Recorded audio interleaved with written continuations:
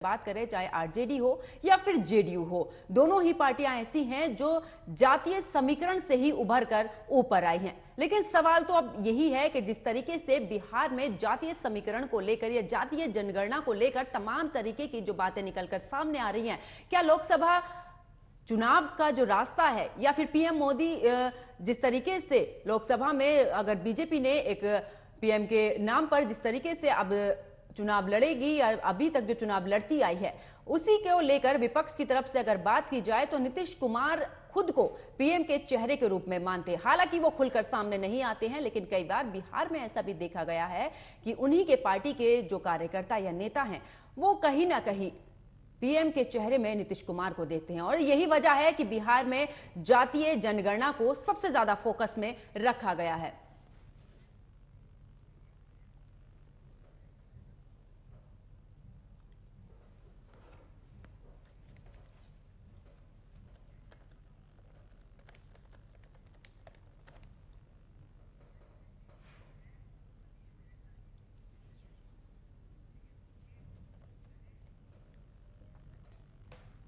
तो देखिए, बिहार में जातीय जनगणना को लेकर पटना हाईकोर्ट ने अंतरिम रोक लगा दी है। और जिस तरीके से जातीय जनगणना को लेकर राजनीति हो रही है, इस पर तमाम सवाल जो हैं वो खड़े हो रहे हैं और इसी को लेकर आज खास चर्चा करेंगे। जिस तरीके से बिहार में नीतीश सरकार को एक बड़ा झटका लगता नजर आया, क्योंकि पटना हाईकोर्ट ने अब जातीय जनगणना पर इस दौरान अंतरिम रोक लगा दी है। तो इसी पर चर्चा करेंगे। मेरे साथ कुछ खास मेहमान जुड़े हैं, उनका परिचय आपसे करा देते हैं। मयंक सिन्हा जेडीयू प्रवक्ता और मनीष गुप्ता राजनीतिक विश्लेषक मेरे साथ जुड़े हैं और कुछ ही देर में आशुतोष झा बीजेपी प्रवक्ता भी मेरे साथ जुड़ेंगे। चर्चा की शुरुआत करती हूं जेडीयू के साथ में। मयंक जी, जिस तरीके से पटना हाईकोर्ट से अब जातीय जनगणना को लेकर अंतरिम रोक लगा दी है, आगे इसको लेकर क्या कुछ रणनीति आपकी तरफ से रहेगी? देखिए, जातीय आधारित जो गणना है को हमारी सरकार बहुत संकल्पित थी करने के लिए, लेकिन अब माननीय उच्च न्यायालय पटना का जो फैसला आया है तो सरकार तो उच्च न्यायालय के फैसले का सम्मान करेगी और सम्मान करना भी चाहिए। सभी लोग को न्यायालय का सम्मान होता है, न्यायालय पर हम लोग कोई टीका टिप्पणी कर नहीं सकते हैं। न्यायालय ने अभी अपने जो आदेश में किया है तो उसके बाद उन्होंने नया दूसरा तारीख पे दिया है 3/7/2023 को, नया जो दूसरा तारीख है, आगे वाला तारीख। तो उसमें सरकार अपना पक्ष रखेगी तो उससे कि क्यों जरूरी है जातीय जनगणना बिहार में। और देखिए, इससे क्या है कि हम लोग इसमें ऐसा नहीं है कि बिहार सरकार, इसमें 4-5 केस चल रहे हैं। आप अगर देखिएगा जो रिट फाइल हुआ है, youth for equality and ORS petitioner हैं, द स्टेट ऑफ बिहार उसमें रेस्पोंडेंट है, जो 5542/2023 है। उसमें और भी रिट है जिसमें यूनियन ऑफ इंडिया भी पार्टी है, civil writ jurisdiction case number 4650 of 2023। एक सोच एक प्रयास पिटिशनर है उसमें और यूनियन ऑफ इंडिया इसमें रेस्पोंडेंट है। ये 4-5 जो रिट है एक साथ फाइल हुए हैं, उसमें क्लब किया गया है। तो सभी लोगों का पक्ष सुना गया है और पक्ष सुनने के बाद अपना जो हाईकोर्ट का फैसला है अभी जो आया है इंटरिम, उसको सरकार बिल्कुल सम्मान करती है और उसको अपना आगे वाला पक्ष रखेगी। लेकिन महत्वपूर्ण बात यह है कि हम लोग का जो सरकार का ये सोच था कि जो सामाजिक न्याय के साथ साथ आर्थिक न्याय भी लोगों को मिले, जो गरीब वंचित लोग हैं, जिसको सरकारी संसाधनों का उपयोग, सरकारी चीजों का लाभ मिल सके, उन जातियों की स्थिति को देखते हुए ये सरकार सोच रही थी। इस सरकार इसलिए सोच रही थी कि जो व्यक्ति पिछले पायदान पर कहीं और तो पीछे नहीं चला गया, अगर उसको मुख्य धारा से जोड़ना है तो उसके लिए किस प्रकार का सरकारी योजनाओं का आपको नया शुरुआत किया जाए, उनको लाभ देने का काम किया जाए और उनको मुख्य धारा से जोड़ा जाए। ये सरकार की सबसे बड़ी सोच थी, माननीय मुख्यमंत्री जी की सोच थी। पहली बात मैं आपको ये कह रहा हूँ, आप जो बोल रही थी कि जनता दल यूनाइटेड जाति के ऊपर राजनीति करती है, जनता दल यूनाइटेड कभी जाति के ऊपर राजनीति नहीं की। जनता दल यूनाइटेड के माननीय मुख्यमंत्री, बिहार के माननीय मुख्यमंत्री, जो लोकप्रिय मुख्यमंत्री हैं, वो सामाजिक न्याय, आर्थिक न्याय और न्याय के साथ विकास के राजनीति की और हमेशा करते आए। जो बिहार में इंफ्रास्ट्रक्चर का ग्रोथ हुआ, जो बिहार में इस प्रकार का परिवर्तन हुआ, आपको कि आप देखिए कभी जाके, बिहार में मयंक जी, बिहार की जितनी राजनीति देखी गई है जाति पर ही राजनीति रहती है। चुनाव के दौरान भी जातीय समीकरण निकलकर सामने आता है। आप कहते हैं कि जाति पर राजनीति नहीं होती है? देखिए, जाति की राजनीति तो भारतीय जनता पार्टी के लोग करते हैं। जो एक तरफ अपने प्रधानमंत्री जाके कहते हैं कि मैं ओबीसी का हूँ, तो क्या आपने कभी भारतीय जनता पार्टी के लोगों से पूछा कि प्रधानमंत्री कभी किसी जाति का होता है? प्रधानमंत्री तो देश का होता है। प्रधानमंत्री ने अपना जाति खुद डिक्लेयर किया कि मैं पिछड़ी जाति से आता हूं, मैं ओबीसी समाज से आता हूं। तो उस समय भारतीय जनता पार्टी के किसी मीडिया के किसी लोगों ने सवाल पूछा कि प्रधानमंत्री जब कोई दावेदार होता है तो वो जाति के आधार पर नहीं होता है, वो देश के विकास के लिए, देश को आगे बढ़ाने के लिए आता है। तो राज्य में जब सरकार बनती है तो वो किसी एक जाति विशेष के रूप में नहीं बनती है। मुख्यमंत्री चुना जाता है तो किसी एक विशेष लिए नहीं चुना जाता है। माननीय मुख्यमंत्री जी पूरे बिहार के 12 करोड़ लोगों के लिए है। फिर जातीय समीकरण पर क्यों? नहीं, जाति समीकरण, आप मेरी बात को नहीं समझे। माननीय मुख्यमंत्री जी का जो ये था कि जातिगत जनगणना कराने का, इसमें आप बात को समझिए। हमारा इसलिए था कि जितनी भी जातियां हैं, ठीक है, अब सबको आप देखिए, शेर का गिनती हुआ, भालू का गिनती हुआ, गधा का गिनती हुआ, सबका गिनती हुआ ना, और फिर नहीं पाया गया भाई चीता नहीं था, तो चीता लाए माननीय प्रधानमंत्री विदेश से, भाई चीता नहीं है देश में। तो उसी प्रकार से जातिगत आधारित जनगणना का मकसद ये था कि जितनी जातियां हैं। चलिए मयंक जी, मैं आपके पास फिर वापस लौटूंगी। बिल्कुल, तो देखिए मनीष गुप्ता जी मेरे साथ जुड़े हैं, राजनीतिक विश्लेषक हैं। मनीष गुप्ता जी, कितना असर, क्योंकि जिस तरीके से जातीय जनगणना को लेकर अब अंतरिम रोक लग चुकी है, अगर चुनावी दौरान बात की जाए तो क्या जातियों पर अभी भी चुनावी समीकरण निकलकर सामने नहीं आता है? क्योंकि जातीय जिस तरीके से जातीय जो ये अब जनगणना को लेकर मांग उठ रही है, इसको लेकर क्या कुछ कहेंगे? अभी कुछ समय पहले एक फिल्म आई थी जिसमें कानूनी लड़ाई दिखाई गई थी, और वहां पर जज बने अभिनेता ने एक बात कही थी, आज भी तमाम कानूनी देरी के बावजूद अगर किसी को कोई ऑब्जेक्शन होता है, अगर झगड़ा होता है, तो वो कहते हैं कि मैं तुम्हें कोर्ट में देख दूंगा। यानी आज भी लोगों को न्याय व्यवस्था पर भरोसा है। अब आज अगर हम देखें, संविधान को दरकिनार करके जिस तरीके से जातिगत गणना कराने का ध्यान दिया जा रहा है, काम किया जा रहा है, जिस तरीके से जातिवादी राजनीति को बढ़ावा देने का प्रयास किया जा रहा है, और यह बताने के लिए कि फला कास्ट के लोग ज्यादा हैं, उनको ज्यादा आरक्षण दे दो, उनको ज्यादा लाभ पहुंचाओ, उनको ज्यादा राजनीति में स्थान दो, यह भाव मन में रखकर जातिवादी लोग जाति की राजनीति करके देश को रसातल में पहुंचाने का जो काम कर रहे थे, उस पर इस देश की न्याय व्यवस्था ने, उस न्याय व्यवस्था के एक रिप्रेजेंटेटिव पटना हाईकोर्ट में रोक लगा दी है। और अगर ये रोक लगा दी है तो इन जातिवादी नेताओं के पेट में दर्द तो होना ही था। लेकिन मनीष जी, जिस तरीके से जातीय जनगणना पर पटना हाईकोर्ट ने रोक लगाई है, मनीष जी मेरी आवाज मिल पा रही है आपको? जी हाँ, जिस तरीके से पटना हाईकोर्ट ने नीतीश सरकार के इस फैसले पर रोक लगा दी है, कितना असर पड़ेगा? आखिरकार अगर जातीय जनगणना होती तो नीतीश सरकार को कितना इसका असर पड़ना था, जिस वजह से अब इस पर अंतरिम रोक लगाई गई है?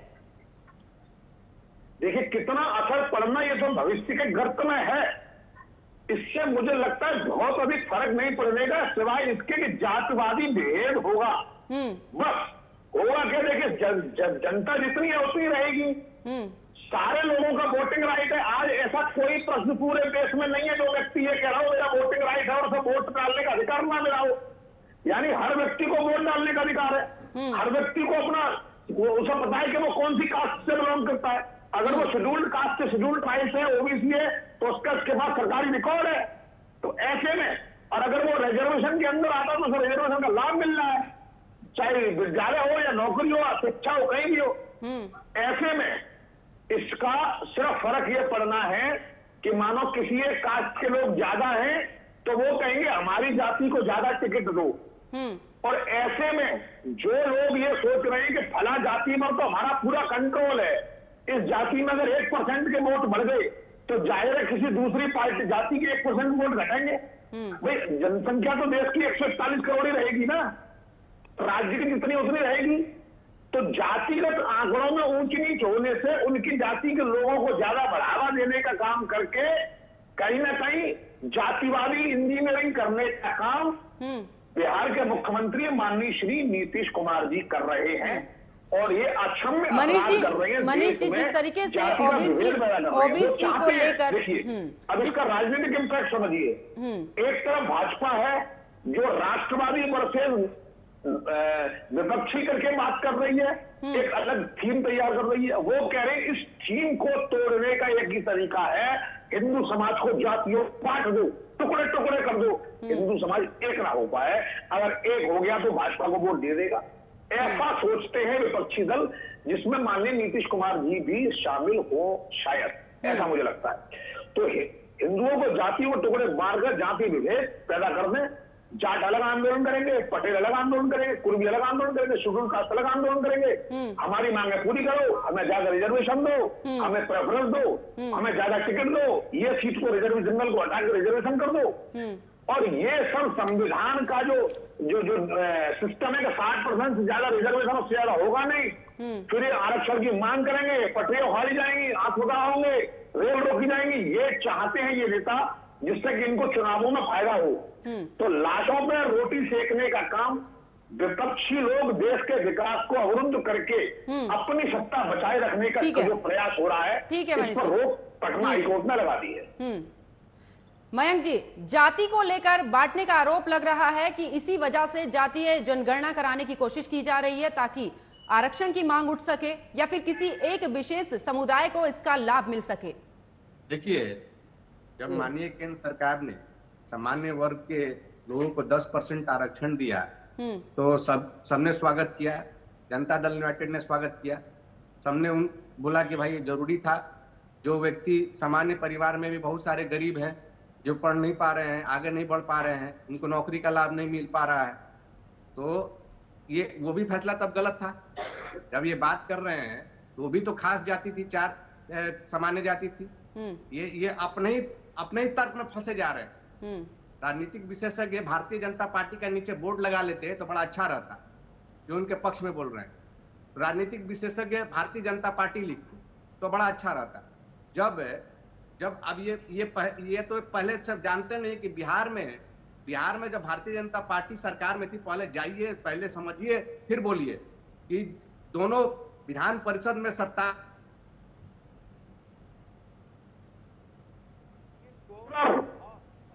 आपको जो बोलना हमारे बारे में बोलिए।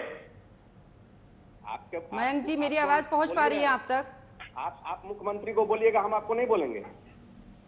आप मुख्यमंत्री को बोलिएगा, माननीय मुख्यमंत्री को बोलिएगा। हम मुख्यमंत्री को बोल रहे हैं, हम आपको बोलेंगे। हमने पूरे डिबेट में आपका नाम लिया है क्या?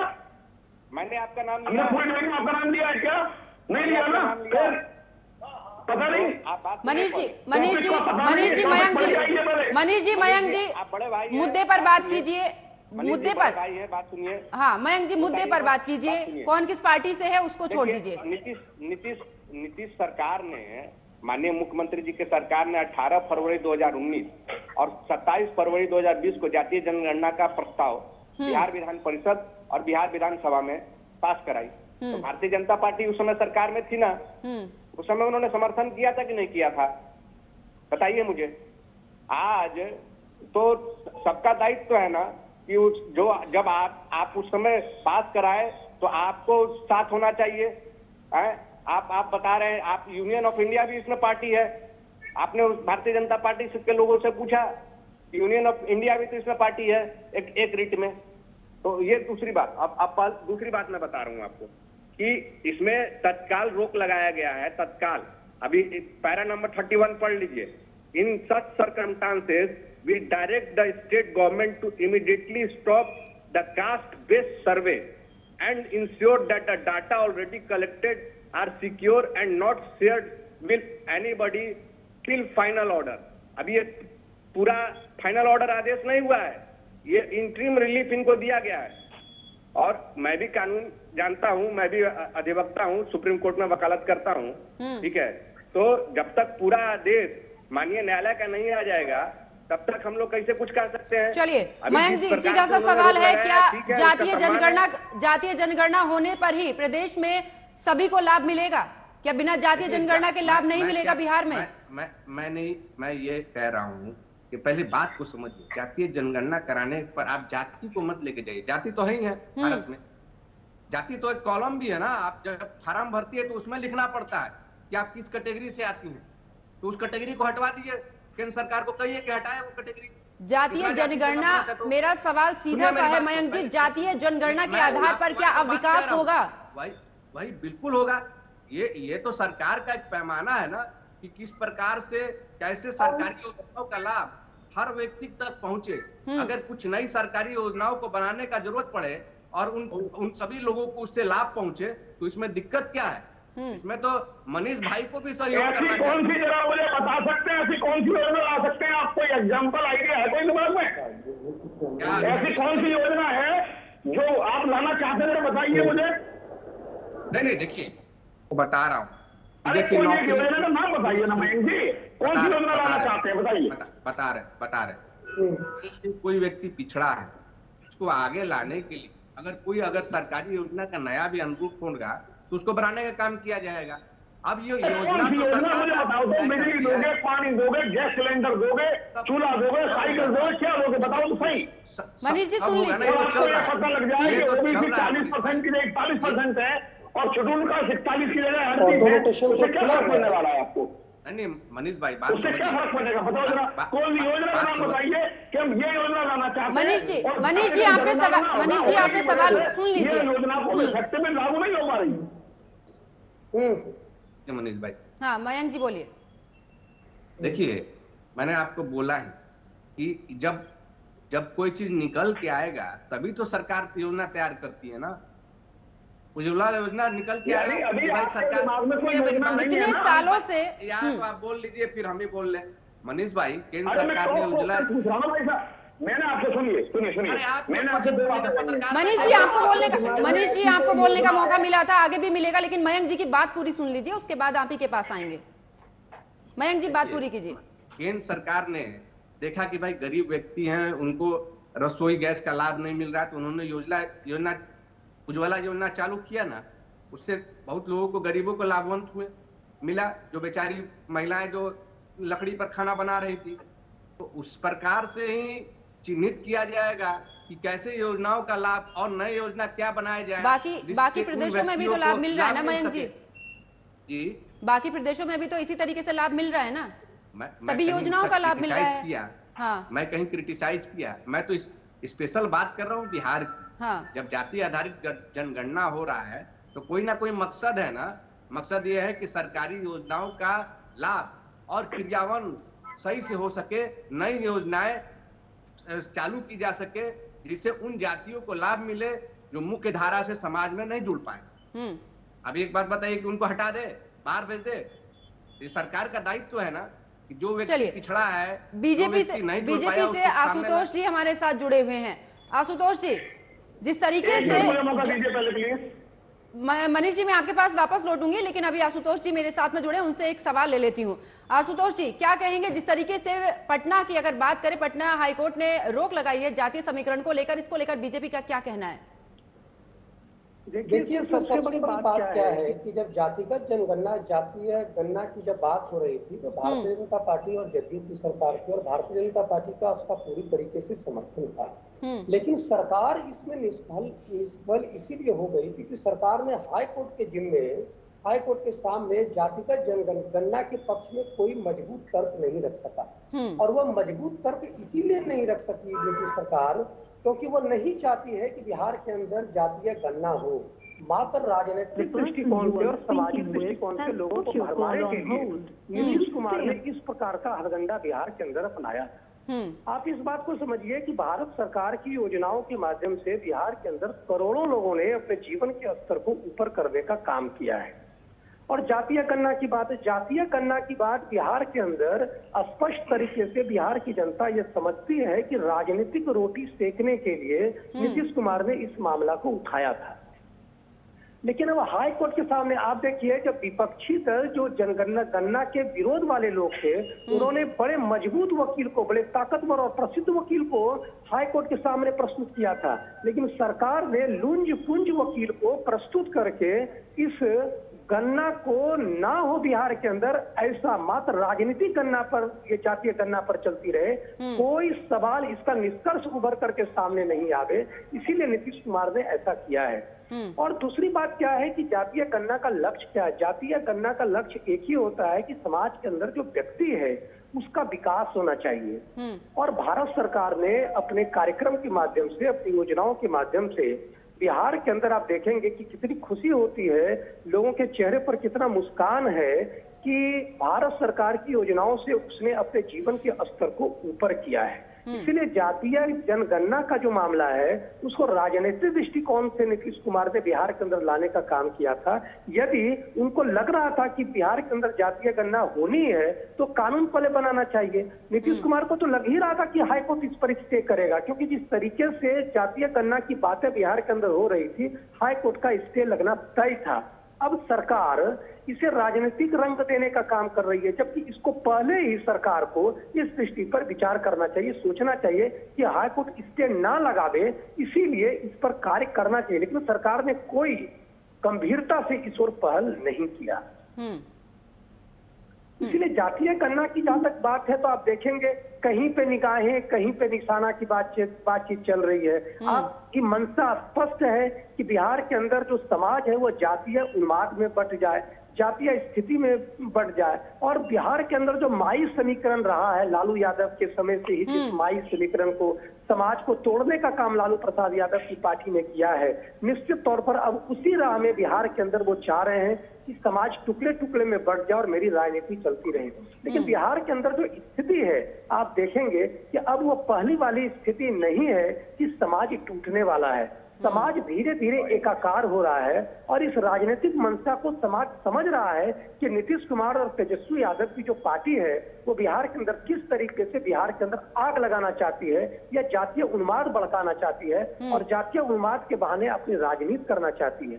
भारतीय जनता पार्टी का स्पष्ट मानना है कि जातीय गणना का माध्यम यही होना चाहिए। चलिए, आप तमाम मेहमान मेरे साथ जुड़े, आप सभी का बहुत बहुत शुक्रिया। देखिए, जिस तरीके से बिहार की अगर बात करें तो बिहार में जातीय जनगणना को लेकर अभी भी सभी राजनीतिक पार्टियां एक दूसरे पर आरोप प्रत्यारोप लगा रही हैं। और इसी के साथ आपको यह भी बता दें कि बीते दिन की अगर बात करें तो पटना हाईकोर्ट ने जातीय जनगणना पर अंतिम रोक लगा दी है और इसी के तहत अब लग रहा है कि नीतीश सरकार को एक बड़ा झटका लगा है। मेरे साथ फिलहाल इतना ही। आप देखते रहिए न्यूज वॉच इंडिया। नमस्कार।